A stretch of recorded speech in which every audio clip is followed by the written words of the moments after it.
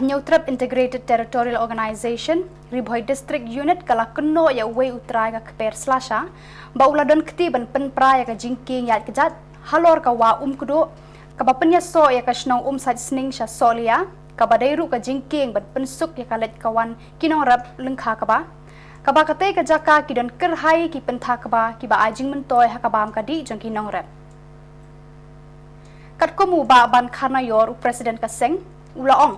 Bakatay ka jingkieng kadai ka ba latay na ru kisnam khat khandai spa nyopo naka scheme joga Khasi Hills Autonomous District Council KHADC henrei ka bala shapan prano hakiriu shim kabu ki ba khwan mentoy shimen